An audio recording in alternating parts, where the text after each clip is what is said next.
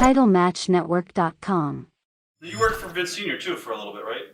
WWF? Yes, I did. What are your memories of working for Vince Sr.? I enjoyed working the New York area, territory, Philadelphia, New York, Baltimore, up in Bangor, Maine, and all around this area, New Jersey. It was a good time. I had a lot of really, really great wrestlers, Tony Gurria and Dominic DeNucci and Baron Cicluna, the other Baron, and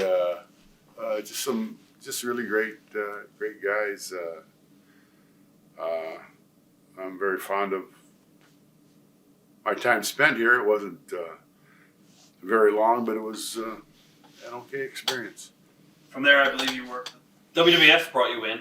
You managed the Powers of Pain for a little bit. Why was that so short-lived? That was the story I told you about. Gotcha. About Vince wanted to fire me. Anyway, I don't know.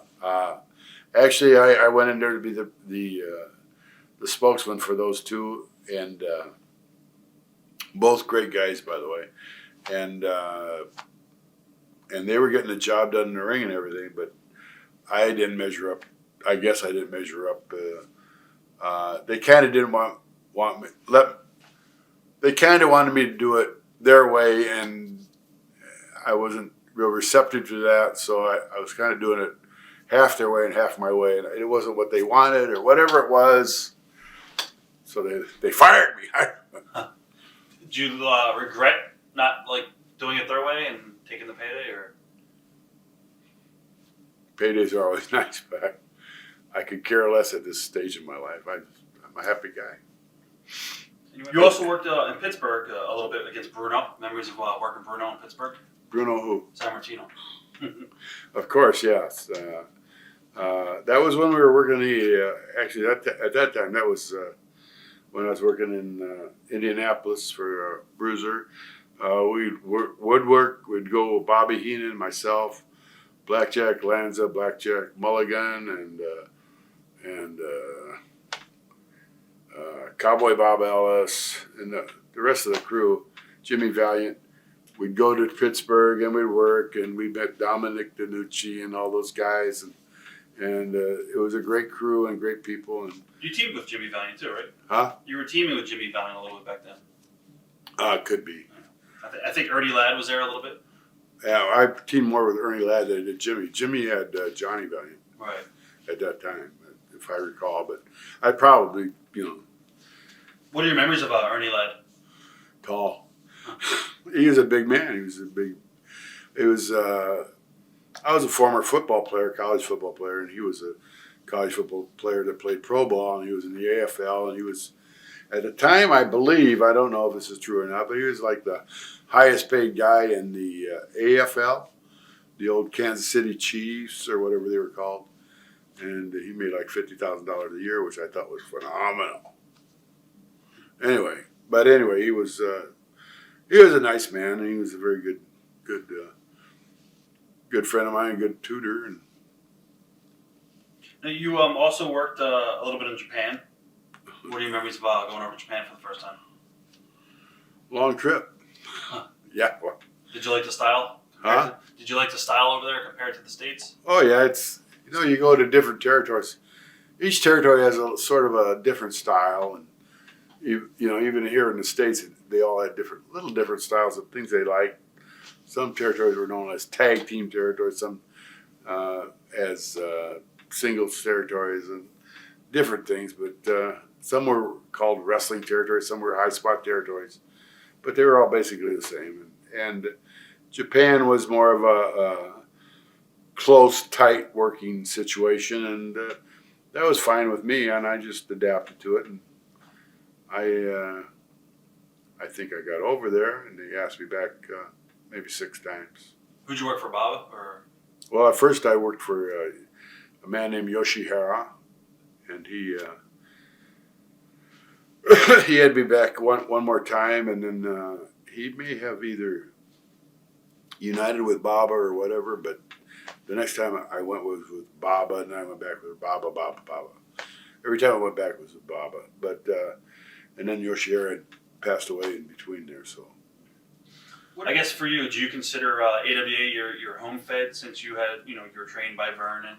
Do you feel that was your number one promotion that you were loyal to? well, I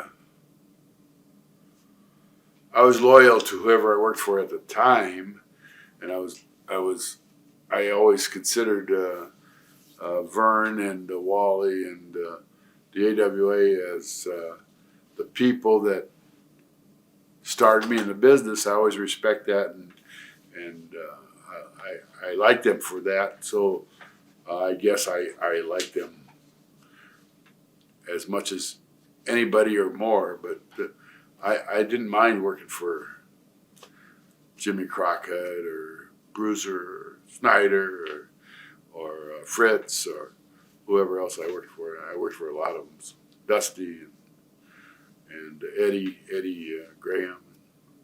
What was Florida like? Florida Championship. I didn't even ask you about Florida Championship Wrestling. What are your memories of working down in Florida? My partner at the time was Dick Murdoch, and it was just a great time. Unfortunately, I didn't have my family with me, but so I roomed with Dick Murdoch in a motel, but he was a very hard man to follow. But he was. I loved Dick Murdoch, and we had a great time down there. If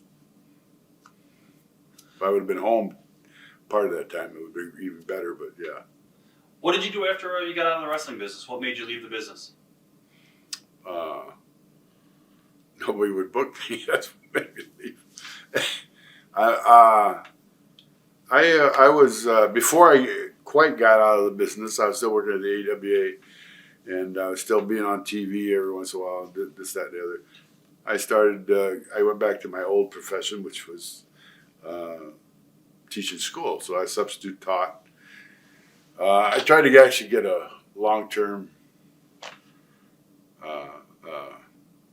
regular teaching job, but one of the places I interviewed, the principal of the school said, after all these other people, it was a committee thing, and the other three teachers just loved the idea that I would be working with them, and the principal said, I don't know, I've seen you on TV. You might snap. I said, now wait a minute, I'm just a teacher, if I'm a teacher, I'm a teacher. If I'm a wrestler, I'm a wrestler. It's different. Anyway, he didn't understand, so I didn't get that job. And so anyway, I went into substitute teaching. I think I subbed for 12 or 14 years in different places. I enjoyed that too. I like kids and stuff. So. Any of the students ever recognize you? Oh yeah, they used to. Especially at that time, I was still on TV, so they might see me the week before, the week after, and Mr. Raschke, Mr. Raschke. So I'd go to a new school. I'd go to, different schools in this big metro suburb thing. And Burnsville, Prior Lake, and later other places. Anyway, and they'd all say, you're the wrestler. And they want autographs. And, I'd spend the first 2 or 3 days signing autographs and saying hi and da-da-da. Because you're supposed to stand outside your room to keep the halls clear and all that stuff. And then after 3 or 4 weeks, they'd say, "Oh, there's Mr. Raschke, another teacher." So, right. Fame is fleeting. Trust me. Watch thousands of exclusive shoot interviews right now on TitleMatchNetwork.com.